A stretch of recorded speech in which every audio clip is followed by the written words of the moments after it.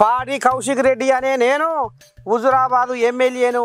ఇక ఈ నడుమ నా మీద లేనిపోని పుకార్లు లేపి పోతుండు అని నీ దండం పెట్టి కేసీరావు శివలో పడేదాకా మొత్తం జాతర తాగిచ్చు సోషల్ మీడియాలో నా పేరు. ఎందుకు నేను ఓనంటే పోను, కేసీరావును ఇష్టపెట్టిపోను, కేసీరావుతోటే సస్తా, కేసీరావు నీడల్లే బతుకుతా. ఒకవేళ కాకబుచ్చి కిందంగా కాయలు కాసినా కానీ నేను మాత్రం కారు దిగను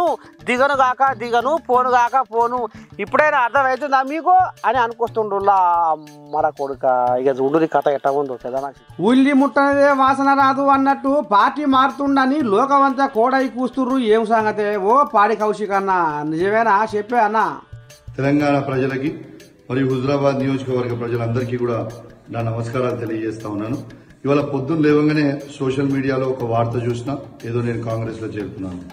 నేను యావత్ తెలంగాణ ప్రజలకి, ప్రత్యేకంగా హుజురాబాద్ నియోజకవర్గ ప్రజలందరికీ చెప్తా ఉన్నాను, నా గొంతుల ప్రాణం ఉన్నంత వరకు నేను కేసీఆర్ గారితోని, కేసీఆర్ గారి కుటుంబంతోనే ఉంటా తప్పితే వాళ్ళని ఇచ్చిపెట్టే ప్రసక్తే లేదు. ఇట్లాంటి చిల్లర వార్తలు దయచేసి జర్నలిస్టులు కూడా రాయొద్దని నేను విజ్ఞప్తి చేస్తా ఉన్నాను.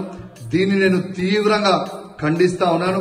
ఇట్లాంటి వార్తలు రాసిన జర్నలిస్టులు అందరి మీద ఖచ్చితంగా లీగల్ యాక్షన్ తీసుకుంటా, లీగల్ నోటీస్ పంపుతా, పరువు నష్ట డాబా కూడా వేస్తా అని చెప్పి తెలియజేస్తూ, ఇట్లాంటి చిల్లర వార్తలని ఎవరు కూడా నమ్మొద్దని విజ్ఞప్తి చేస్తూ సెలవు తీసుకుంటా ఉన్నాం. జై తెలంగాణ, జై కేసీఆర్. ఓరి పాడైపోను గారా, ఊరికొక్క కోడైతే ఇంటికొక ఈగ అన్నట్టు అసలు సచ్చినా బతికినా కేసీరావు తోక ఇడిచేది లేదని కౌశిక్ అన్న ముత్తుకుంటుంటే పాయ వచ్చే అని గోడ మీద పిల్లిలాగా రేపో మాపో పాడి కౌశిక్ రెడ్డి కాంగ్రెస్ తీర్థం ముచ్చుకుంటుండని కంపు చేసేసరికి ఇగో గీ తీరుగా రాగం ఎత్తుకున్నాడు పాడి కౌశిక్ రెడ్డి.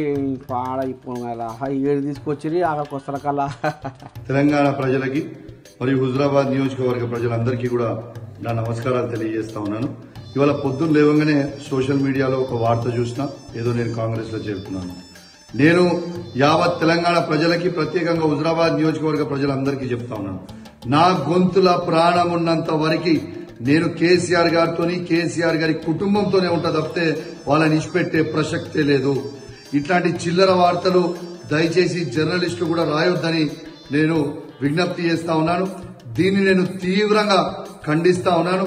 ఇట్లాంటి వార్తలు రాసిన జర్నలిస్టులు అందరి మీద ఖచ్చితంగా లీగల్ యాక్షన్ తీసుకుంటా, లీగల్ నోటీస్ పంపుతా, పరువు నష్ట డాబా కూడా వేస్తా అని చెప్పి తెలియజేస్తూ, ఇట్లాంటి చిల్లర వార్తలని ఎవరు కూడా నమ్మొద్దని విజ్ఞప్తి చేస్తూ సెలవు తీసుకుంటా ఉన్నాం. జై తెలంగాణ, జై కేసీఆర్.